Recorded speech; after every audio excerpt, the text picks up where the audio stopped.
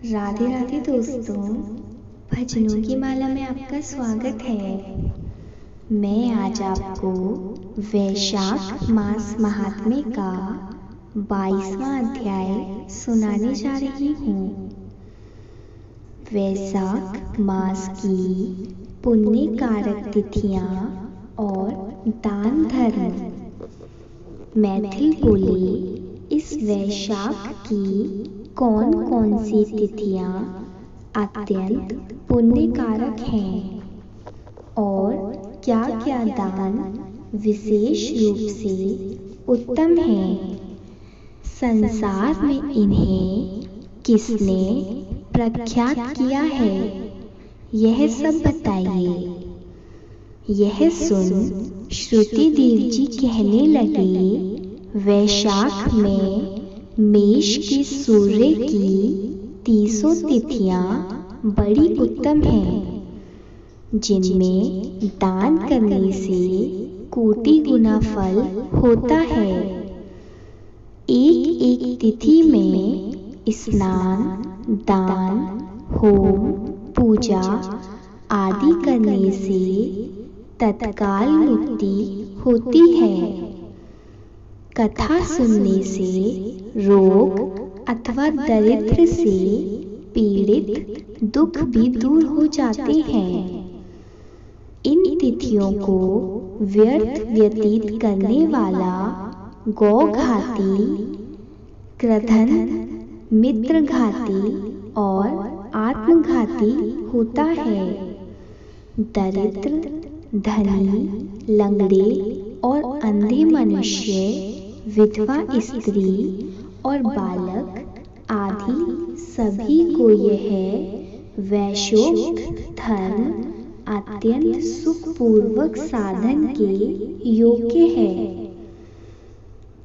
चैत्र के महीने में जब मेष की संक्रांति हो, उस समय पापों को नाश करने वाली अमावस्या कोटि गया तीर्थ करने का फल देती है। पितृश्वरों के संबंध में एक पुरानी कथा चली आती है, जो नर्क और पितरों की है। उसे सुनो। जब पृथ्वी पर सावर्णी मुनि का राज्य था तथा 30वें कलयुग के अंत में जब संपूर्ण धर्म नष्ट हो गए, उस समय आनर्त देश में धर्मवर्ण नाम का एक ब्राह्मण हुआ। उसने जब उसी कलयुग के प्रथम पाद में मनुष्यों को पापों से युक्त और अपने अपने वर्ण धर्मों से हीन देखा, तब एक दिन वह मुनि महात्माओं से सत्र यज्ञ के दर्शन के निमित्त पुष्कर क्षेत्र में गया। वहाँ ऋषि मुनि लोग कलयुग की प्रशंसा कर रहे थे कि सतयुग में यदि वर्ष भर में माधव भगवान प्रसन्न होते हैं, तो त्रेता में 1 मास में और द्वापर में एक ही पक्ष में होते हैं। उससे 10 गुना पुण्य कलयुग में विष्णु भगवान का स्मरण करने से होता है। केवल एक हरि नाम का उच्चारण करना ही उचित है। जब यह प्रसंग चल रहा था, तभी नारद मुनि खूब हंसने लगे और उन्मत्त की तरह नाचने लगे और कहने लगे, निसंदेह यह कलयुग बड़ा पुण्य रूप आया है। कलेश नाश करने वाले इस युग में केशव भगवान स्मरण मात्र से ही प्रसन्न हो जाते हैं। परंतु कलयुग के आगमन में आप लोगों का यहाँ ठहरना उचित नहीं है। आप लोग इस पाखंड में देश को छोड़कर सुखपूर्वक अन्यत्र जहाँ कहीं भी जहाँ मन प्रसन्न हो विचरण करो। यह वचन सुन व्रतधारी मुनि यज्ञ समाप्त करके वहां से चले गए और धर्मवन भी पृथ्वी त्यागने का विचार कर ब्रह्मचार्य व्रत ले जटाधारी साधु की भांति कलयुग के अनाचारों को देखने हेतु चल दिए। उन्होंने देखा कि संपूर्ण मनुष्य जाति घोर पापों में मग्न है। ब्राह्मण, शूद्र, सन्यासी पाखंडी हो गए हैं। ब्राह्मण और शूद्र सभी के कर्म एक जैसे हो गए हैं तथा सन्यासी पाखंडी हो गए हैं। पत्नी पति में, गुरु शिष्य में, सेवक स्वामी में और पिता पुत्र में परस्पर विरोध रहता है। ब्राह्मण शूद्रवत और गौ बकरी के समान हो गए हैं। वेद कहानी मात्र रह गए हैं। सत्य कर्म साधारण हो गए हैं। देवताओं की जगह भूत प्रेत आदि की पूजा होती है। अधर्मी और नीच पूज्य हो गए हैं। इस युग में भ्राता भगिनी से तथा पिता पुत्री से समागम करते हैं। साधु महात्माओं का अपमान होता है, पापियों का सत्कार होता है एवं सर्वत्र घोर दुराचार हो रहा है। यह सब देखते घूमते आश्चर्य युक्त हो वे पितृलोक में गए। वहां पितृगणों को बड़े भयंकर दुखों में, अंधकूपों में पड़े हुए त्राही त्राही करते हुए देखा। जहाँ किसी प्रकार का सहारा नहीं था, उन्हें देखकर वह बहुत विस्मित हुए और दयालु होकर बोले, तुम कौन हो? तुमने ऐसे कौन से घोर दुष्कर्म किए थे जिनसे तुम यहाँ पड़े हुए हो? तुम किस गोत्र में उत्पन्न हुए हो? तुम्हारा कैसे उद्धार होगा? यह सब तुम मेरे सामने कहो, तुम्हारा आज ही कल्याण हो जाएगा। उनके ऐसे वाक्य सुन दुख से व्याकुल पितृश्वर प्रसन्न हो दीनवाणी में कहने लगे, हम त्रिस गोत्री हैं। हमारा वंश पाप से क्षीण है। हमारे लिए पिंड देने वाली कोई भी संतान नहीं है।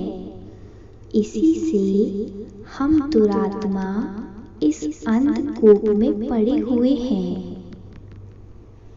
हमारी कुल में एक धर्म वर्ण ही बड़ा यशस्वी है। वह सबको छोड़कर अकेला ही विचरता है।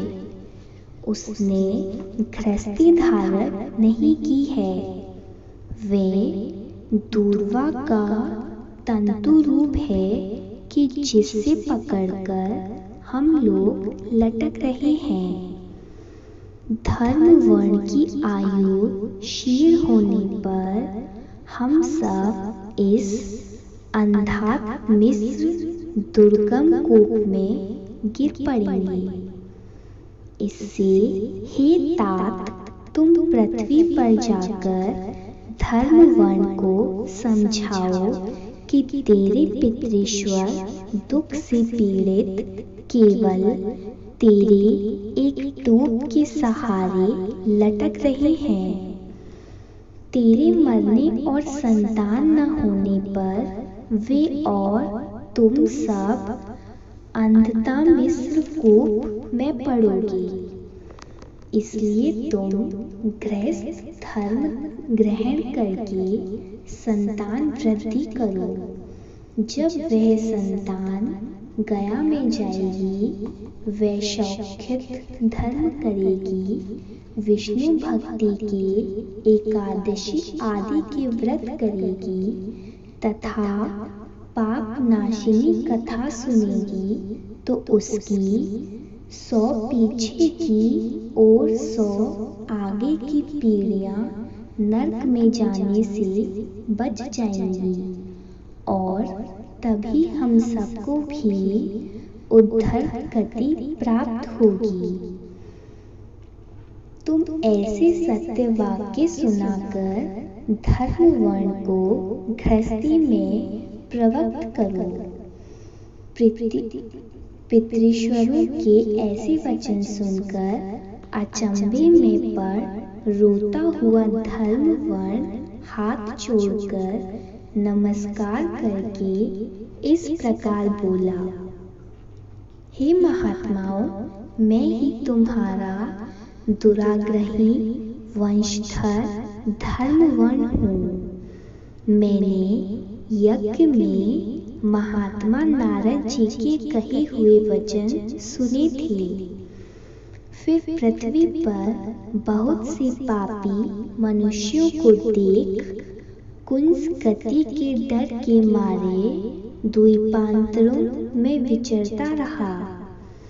इस समय कलयुग के अंतिम पाद के भी 3.5 भाग व्यतीत हो गए हैं। मैंने अब तक आपका दुख दूर नहीं किया, परंतु मैं अब आपकी आज्ञा का पालन कर देव, ऋषि तथा पितृश्वरों का तर्पण एवं पूजादि करूंगा।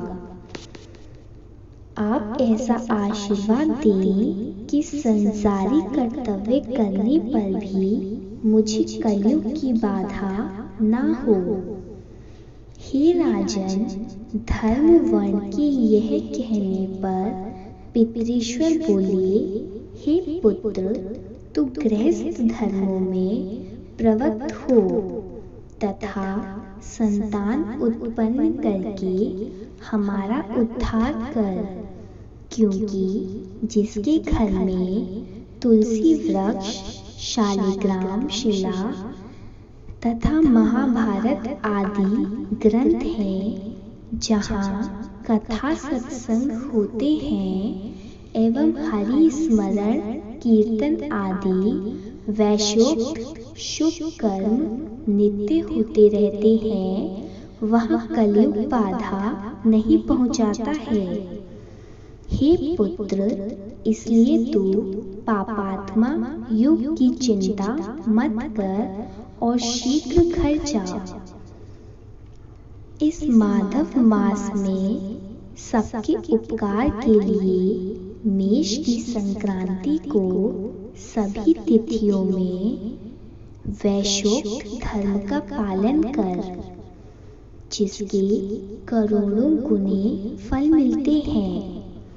चैत्र की अमावस्या में पिंडदान श्रद्धादि कर जल से भरा घड़ा जिसमें कपूर और अगरू की वासना हो दान कर और सबके उपकार के लिए गृहस्थ बनकर उत्तम संतान प्राप्त कर। पीछे मुनि की व्रति धारण कर सुख पूर्वक द्वीपों में विचरना। प्रीतिश्वरों की ऐसी आज्ञा पा धर्मवर्ण शीघ्र ही पृथ्वी पर आया और चैत्र मास में मेष की संक्रांति के दिन प्रातःकाल स्नान कर देव, ऋषि, पितृश्वरों का तर्पण कर जल का भरा घड़ा दे पाप नाश करने वाला श्राद्ध कर अपने पितृवर्ग को ऐसी मुक्ति दी जिससे वे आवागमन से छूट जाएं। फिर विवाह किया जिससे सुंदर संतान हुई और संसार में इस पाप नाशिनी तिथि को प्रख्यात कर स्वयं भी प्रसन्न हो गंधमादन पर्वत पर चला गया। इस माधव मास की अमावस्या भी शुभ है। इसके समान संसार में कोई तिथि न देखी है और न सुनी है।